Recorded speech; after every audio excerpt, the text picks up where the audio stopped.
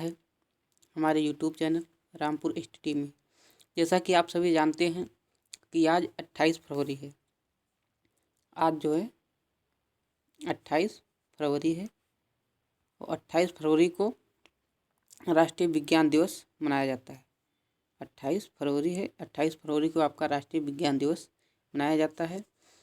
ये किसके दिवस जो है किसके लिए मनाया जाता है? तो ये मनाया जाता है डॉक्टर CV रमन के द्वारा एक रमन प्रभाव की खोज की गई थी।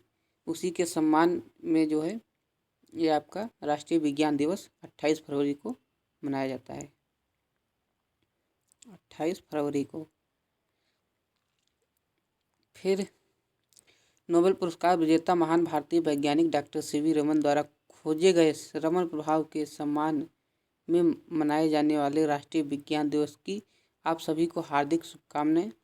अब चलिए आज का हमारा फर्स्ट क्वेश्चन है कि गेहूं में करनाल बंट रोग होता है या किसके कारण होता है या कौन सा जो है रोग है? तो ये आपका फफूंदी जनित रोग है। करनाल बंट जो रोग है ये आपका फफूंदी जनित रोग है। फफूंदी जनित रोग है, इसको आप लोग ध्यान रखिएगा। फिर क्वेश्चन नंबर अगला दिया हुआ है कि आम के फल में किस प्रकार का परागण पाया जाता है या किस प्रकार का परागण होता है? तो आम के फल में जो परागण होता है वो होता है कीट परागण। कौन सा परागण होता है? कीट परागण।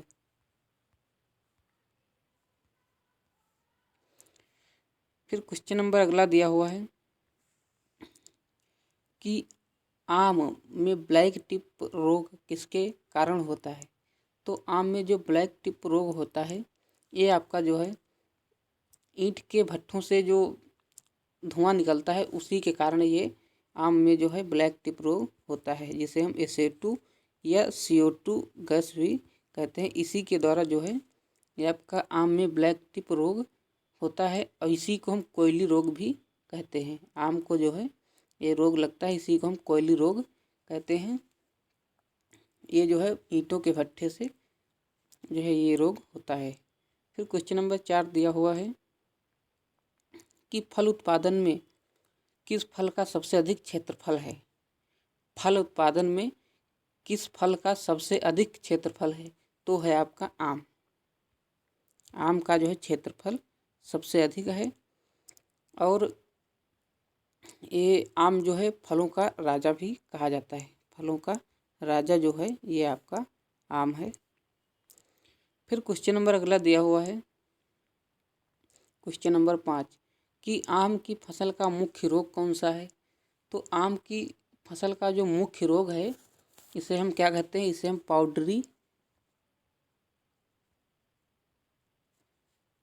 पाउडरी मिल्ड्यूज कहते हैं। क्या कहते हैं? पाउडरी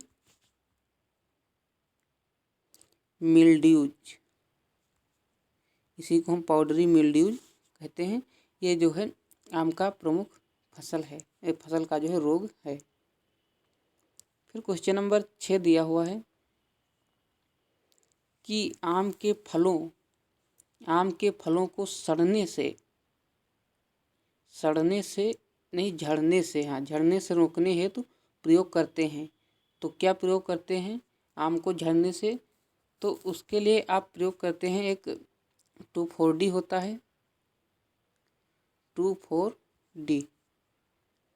इसकी कितनी मात्रा प्रयोग की जाती है? तो इसकी मात्रा जो होती है वो 20 ppm प्रयोग की जाती है, पार्ट पर मिलीलीटर। 20 ppm 2,4-D का जो है प्रयोग किया जाता है। और एक आपका रसायन होता है उसका नाम है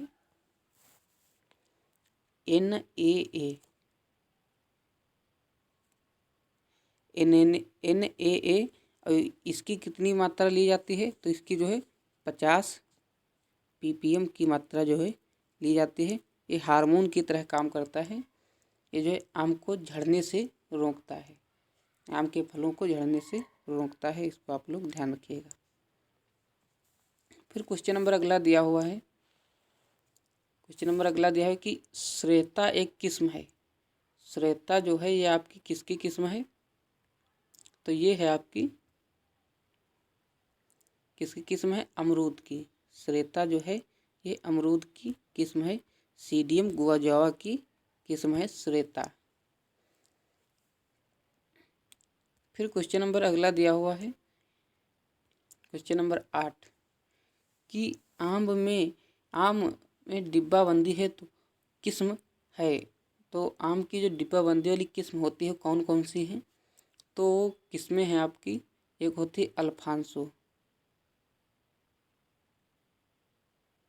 अल्फांसो और दशहरी। अल्फांसो और दशहरी जो है ये आपकी दो डिब्बाबंदी के लिए उपयुक्त किस्में हैं। दशहरी।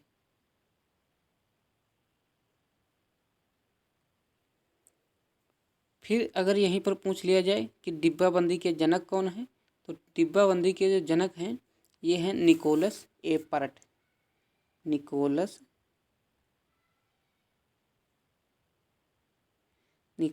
एपर्ट जो है ये आपके डिब्बाबंदी के जनक हैं। यहाँ पर लिखे दे रहा हूँ, डिब्बाबंदी के जनक निकोलस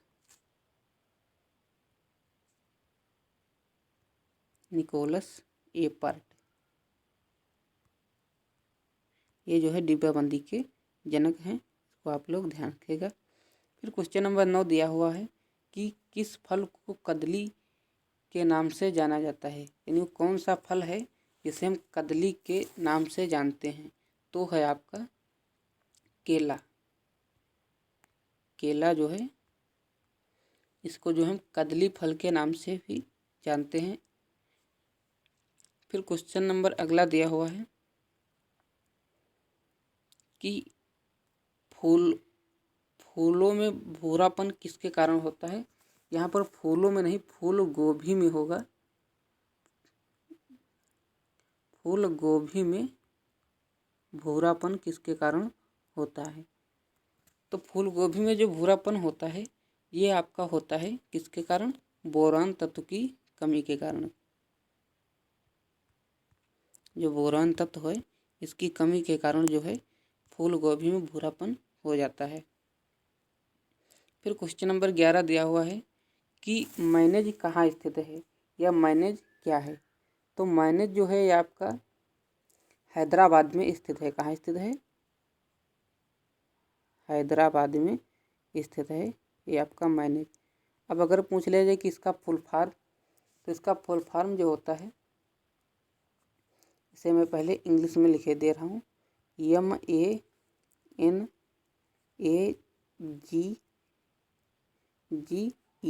ये जो है आपका मैनेज है। अब इसका जो फुल फॉर्म होता है वो होता है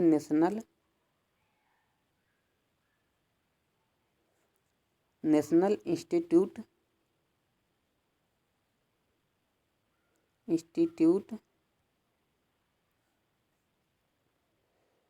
यहाँ पर लिखे दे रहा हूँ,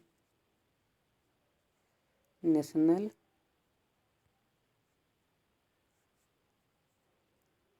इंस्टीट्यूट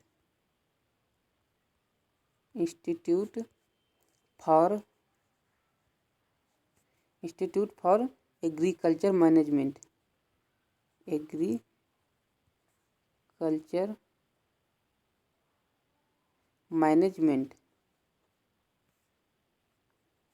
मैनेजमेंट यहाँ लिखे दे रहा हूँ। मैनेजमेंट जो है इसका फुल फॉर्म होता है, इसको आप लोग ध्यान रखिएगा। और ये आपका जो है हैदराबाद में स्थित है। फिर क्वेश्चन नंबर 12 दिया हुआ है कि श्री किसकी विधि है? जो श्री है ये किसकी विधि है?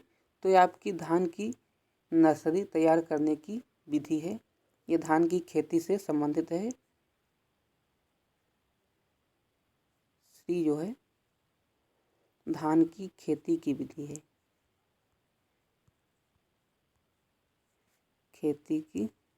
है, इसको आप लोग ध्यान रखिएगा। फिर क्वेश्चन नंबर अगला दिया हुआ है 13 नंबर की आशीर्वाद किस फसल की किस्म है? तो आशीर्वाद जो है ये आपकी जो है राई की किस्म है। किसकी है? राई, जिसे हम मस्टर्ड कहते हैं। आशीर्वाद जो है राई की किस्म है, जिसे हम मस्टर्ड के नाम से जानते हैं। ये आपकी जो है किस्म है राई की। फिर क्वेश्चन नंबर अगला दिया हुआ है, क्वेश्चन नंबर 14 कि रानीखेत बीमारी किससे संबंधित है? तो रानीखेत जो बीमारी है ये आपकी मुर्गी से संबंधित है। किससे? मुर्गी से। फिर क्वेश्चन नंबर 15 दिया हुआ है कि धान की नर्सरी तैयार करने की रिपोर्ट विधि का प्रचलन कहाँ से हुआ? ये रिपोर्ट नहीं, यहाँ पर होगा डेपोग विधि। डेपोग विधि का प्रचलन किस देश से हुआ है? तो ये हुआ है आपका फिलीपींस से। कहाँ हुआ था? फिलीपींस। फिलीपींस जो कि आपका कहाँ स्थित है? तो ये आपकी मनीला में स्थित है। फिलीपींस मनीला में स्थित है। और यहीं पर आपका जो है अंतर्राष्ट्रीय चावल अनुसंधान केंद्र भी यहीं पर है, फिलीपींस मनीला में। फिर क्वेश्चन नंबर 14 दिया हुआ है कि आम की साई सुगंधा किस किस्म का संकरण है?